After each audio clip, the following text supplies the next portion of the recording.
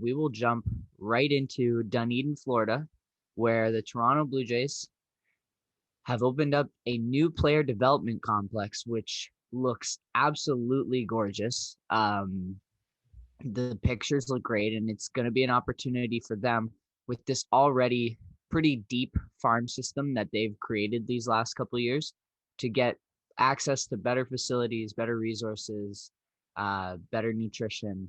And so hopefully this is another step on the path of trying to become another team like the Tampa Bay Rays or the Los Angeles Dodgers, who are so great at developing young talent. So this is an important step for the Blue Jays. But really, I want to talk about some of the storylines coming out of camp before they get underway. They play the Yankees on Sunday in their first matchup, and who knows where that will be broadcasted. Hopefully, I can try and find a stream of it somewhere if it's not being run by Sportsnet. But looking forward to watching this new team with so many high hopes get underway. The high hopes have been illustrated by the guys. Bo Bichette, one of the first quotes he had coming out of camp was, "This season is trophy or bust." And while I love the mentality and I love the expectations being set by these young guys, my expectations aren't that high. They barely squeaked into the final wildcard slot last year. They are playing in a super, super tough division in the AL East. I think they definitely have a shot to make the playoffs, and I think they probably should make the playoffs, but there are still quite a few question marks that would give me hesitancy before saying they're a surefire playoff bound team. And so some of the questions going into this season about whether they'll make the playoffs, I think the biggest one is the rotation and less so the bullpen, but pitching as a whole is something the Blue Jays really have to focus on.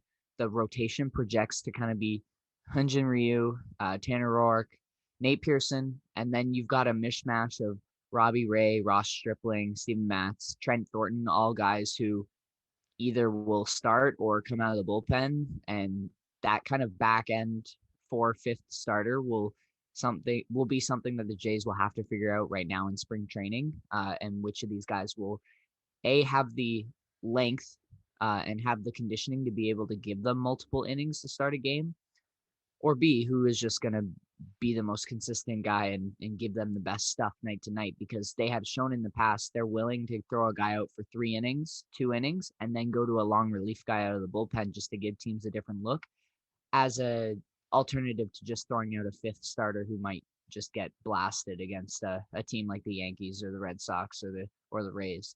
So that will be something to look at. I think the bullpen's a little bit more solid. We had a bunch of guys who stepped up yet last year who are still back.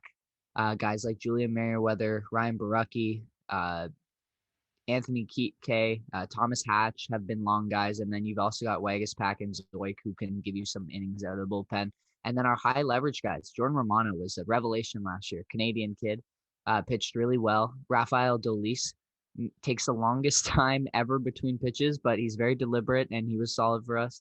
And then you've got Dave Phelps, Tyler Chatwood, and AJ Cole. 2 of those guys they picked up in free agency this offseason, and then AJ Cole, solid. So hopefully the guys who were successful last year can continue some of their success, and these new guys can come in and bolster the bullpen and give different looks. The main young pitcher I want to talk about, there's a really long feature article in Sportsnet a couple days ago on Simeon Woods Richardson, who is this highly touted prospect who we got in the Marcus Stroman deal when we traded him to the Mets. And this kid has been rising rapidly through the minors, and he's got incredible stuff. He's been going at Alejandro Kirk in training last season when they were on the Texas squad or when they were on the minor league squad bubble, whatever it was that they were doing last year. And this season, his goal is to make the team. And I think he's going to start in Double-A. So those are pretty high hopes for him. But if he doesn't make the team out of camp or throughout the season, he'll probably be a late September call-up. And this kid, just like reading that story and seeing some of his tape, he is completely dominant. And he's going to be so fun once he comes out of the pipeline. Him and Nate Pearson project to be 2 of the best young studs in pitching in baseball. he goes right at guys. He doesn't throw, he throws a ton of strikes. He's super composed, super fiery. He says he models his game a little bit after Stroman. He loves to work, just a really fiery competitor who's pretty calm and collected off of the field.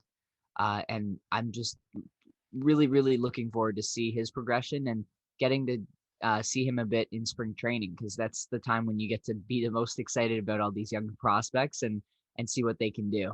Uh, Moving off of pitching and into the position players, what are the physical improvements that we will see from these young guys? Vladimir Guerrero Jr. Apparently in an interview told through his translator said he lost 42 pounds this offseason. Uh, so the kid has slimmed down, which makes it a possibility that he might play some third base. Charlie Montoyo said that he's going to have Kevin Bizio playing third, which was an interesting tidbit to come out of camp. But Vladdy, if he can slim down, it's going to be really important for him, because the 162 game season is very different from this last season that was only 60 games. It's a much longer grind. It's going to be harder on your body, on your legs. And Vladdy was saying he was feeling it was tough for him to run bases and hang out in the field for long extended innings. And so by working on his weight and bringing up his conditioning, he's going to be able to work through the long drags of the season. And that's going to help him at the plate as well, because he'll just be feeling a little bit sharper, feeling a little bit more coordinated when he's at the plate, and feeling less of the effects of fatigue. So I think just all the way around, really looking forward. He came in shape to spring training last year, and then of course we know what happened. Everything shuts down. When they finally resume the season, he's put on back a ton of that weight. So this is his second opportunity to really slim down and show everyone what he's got, because he's been passed by some of his peers like a Juan Soto and a Fernando Tatis, who we talked about last week, who got paid the big money. Those are all guys of similar age with similar expectations, and he's fallen a bit behind them. And I think it really motivated him to get in good shape, and hopefully we see a monster season from him this year. You don't think the weight helps at all with the home run hitting? I think he's just naturally like such an incredible hitter. Like a lot of his power is generated. He's got great bat speed and he's got a great eye, which uh, has faltered on him a bit in previous seasons. He's still working things out, but just the mechanics of his swing, and he's kind of got that like natural power. You know, that like grown man strength that just some people have versus others. Like I have none of it. He's got it, and so some of the home runs he has been hitting have been like the hardest and furthest hit in like among the league leaders. I think he had 2 or 3 of the top 10 last season, and he didn't hit that many. So I think him slimming down, he probably lost a tiny bit of muscle, but I'm sure he like maintained a lot of that muscle mass. And now it's just lean, like wiry strength. He's still a big dude, but I think he's just going to be crushing bombs, and it's going to be taking a less of a toll on his body. I think this is going to be a really great season for him, as long as he can stay healthy. So some of the things I want to see from the position players, I talked a little bit about the young core, but we're going to need to see some offense from the catcher position this season. The defense has been solid from guys like Danny Jansen and Reese McGuire, but we would like to see a little bit more production. They're probably anyone who's catching is probably going to be in the 9 spot, which is better because our lineup's going to be so deep this season. But definitely going to need a little bit more on that side of the ball from Danny Jansen. That's why Alejandro Kirk got called up, and he is projecting to be a pretty solid hitter.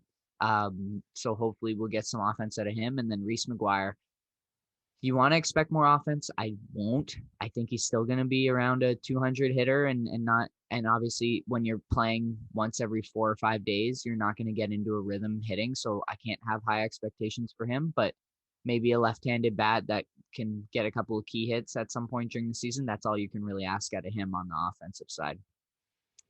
Infield versatility is something that the Jays experimented last year and is going to be a big thing this year. You've got a bunch of guys who can play a number of positions in the infield. Kevin Bizio, you could probably put him anywhere on the diamond except catch, and he'd be good at it. He's played some right field. Montoyo says he's our everyday third baseman, yet to be seen. He's played some first. He started at second for us when he came up. So definitely a guy that will get a ton of looks at a ton of different positions, but third base is the spot of need right now. So that seems like that's where he'll be. You've got Marcus Simeon and Bo Bichette who can play either position up the middle. Joe Panic, Santiago Espinal are solid defensive replacements. We'd like to get a little bit more hitting out of them, but if they're your off the bench defensive guys or pinch runners, something like that, you can't really complain. And then Vlad could play first or third, which might help uh, balance out the lineup if we need to run him at third for a game and have Rowdy Tellez at first. So just interesting to see what sort of versatility and how Montoyo adjusts his lineup based on guys playing different positions in the infield. Same thing with outfielder. Uh, I love how deep this outfield is. People are talking about needing to trade guys to make room for Springer, but if you have the more, the merrier. We've got kind of a big four outfielders who can all mash with Lourdes Gurriel, George Springer, Randall Grichuk, and Teoscar Hernandez. All four of those guys you would hate to face at the plate. Um, I think honestly the odd man out is Grichuk at this point, which is bizarre because they gave him an extension before last season. And then obviously Kevin Bizio can go out there in the outfield as well. So a bunch of different options for Montoyo. I'm looking for Teoscar to have a similar season because he had such a great approach last season that helped him win a Silver Slugger. And Gurriel, always an adventure in the outfield with him. He made some crazy highlight catches, probably because of misreads, but again, a guy who, when he's on a tear, absolutely torched it during the late half of the season last year. And so hopefully we can get some production out of all these guys. And then I'm just so excited for Springer. He has come in already showing guys different approaches. He's a guy who has a growth mindset, who's going to teach these young guys a lot about being a pro. And he's going to bring so much value to the team, him and Marcus Simeon, both on and off the field. So I'm really excited to see what George can do. Hopefully he plays on Sunday because I'd love to get a look at him. And yeah, that this roster, as it's constructed right now, I think will look very different by August, whether through trades, through injuries, through call-ups, whatever happens. But it will be fun. I think this season's going to be really fun. The Jays are starting in Dunedin. I don't know where they'll end up because in those hot summer months, I don't think you want to be playing too much outside in Florida. But should be really, really fun season full of lots of potential. Feels like the Leafs years of a couple years ago, where not a lot of expectation, but a lot of excitement. And yeah, this Jays team just has the deep prospects like a Groshans and Austin Martin, Simeon Woods Richardson, Alex Manoah, that just hopefully they'll be able to compete for many, many years to come. And this is just the beginning. I guess with the Springer sign-in, you can almost directly place it on the Leafs timeline as the same point as the Tavares sign-in. If you had to pick one thing you're most excited for, could you? Oh man. Uh I think I'm most excited to just see like the one day when Montoyo decides, okay, we're going up against a left-handed pitcher and I'm going to stack all of these guys. I don't care about balancing the lineup. I'm just going to make this the absolute gauntlet for the pitcher. So you've got like your best hitters up and down through the order, where Alejandro Kirk is probably your ninth hitter and he can absolutely mash. Because it will just feel like those Blue Jays teams from 2015, 2016 when you had Bautista and Encarnacion. Just like every plate appearance, you think the guy is just going to take the dude deep or just keep the lineup turning over. One of the things I loved about this team last year was there seemed to be less focus on hitting the deep ball and just turning things over to the next guy in the lineup, which is how you have those big rally innings. And this offense is just going to be so fun to watch. And I think Jays fans are going to fall in love, so that you're excited for live music. I'm excited for live Blue Jays events, man. The atmosphere is different. We talked about it before because it's in the summer and people are just in such a great mood, and you can fit more people in that arena than you could at the Scotiabank Arena. You can get 50,000 fans in the Rogers Center, and just the vibe is incredible. The energy is palpable. And I can't wait until we have that back. Yeah, when the demolition, is it scheduled yet or? I really don't know what the plan is, but Yeah. they're gonna have to eventually, if it's A, allowed back in Canada, and B, allowed to have live fans. Once they find a spot for the Jays, the fans are going to come in droves, and I hope I'm going to be one of them because it's going to be so fun to watch this team. All right. All right, that wraps up my spring training preview. And we'll take a quick break and come back for some Combat Corner.